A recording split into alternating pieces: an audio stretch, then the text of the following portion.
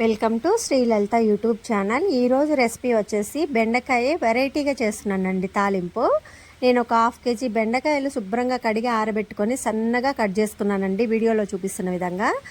ఆరిన తర్వాత బెండకాయలు మొత్తం ఆరిన తర్వాత ఉప్పు, కారం, పసుపు, అల్లం వెల్లుల్లి పేస్టు, శనగపిండి ఒక 5 స్పూన్ల వరకు శనగపిండి పట్టిందండి. బాగా ఈ కలుపుకున్నానండి బెండకాయ ముక్కలకి మొత్తం పట్టేలాగా.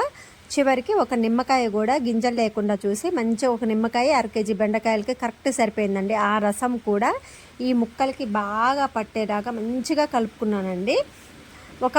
ఒక వెల్లిపాయ మొత్తం గర్భం మొత్తం పొట్టు తీసేసి 2 స్పూన్ల కారం కూడా ఈ 2 వెల్లిపాయ కారం 2 కలిపి కూడా దంచి పక్కకు పెట్టుకున్నాను. ఇప్పుడు ప్యాన్ పెట్టేసి ఆయిల్ వేసుకున్నాను. ఆయిల్ వేడైన తర్వాత పచ్చిమిర్చి, అలాగే పల్లీలు, తాలింపు గింజలు అంటే శనగపప్పు వరకే వేసానండి. అలాగే కొంచెం అంతా జీలకర్ర, ఇంకా చూసుకుంటే కరివేపాకు కొంచెం వేసుకున్నానండి.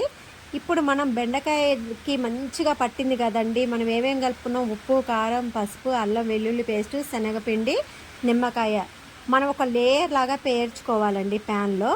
పైన ఇది మనం వెల్లిపాయ కారం పెట్టుకున్నాం అది కూడా అప్లై చేసుకోవాలి. సిమ్లో పెట్టి 5 నిమిషాలు కుక్ చేసుకుంటే రెసిపీ రెడీ అయినట్టేనండి. ఇది ఎంత టేస్ట్గా ఉంటుందంటే దీనికి పక్కన కాంబినేషన్గా ఏదైనా రసం పెట్టుకున్నా పర్లేదు, డైరెక్ట్గా తిన్నా పర్లేదు. Thanks for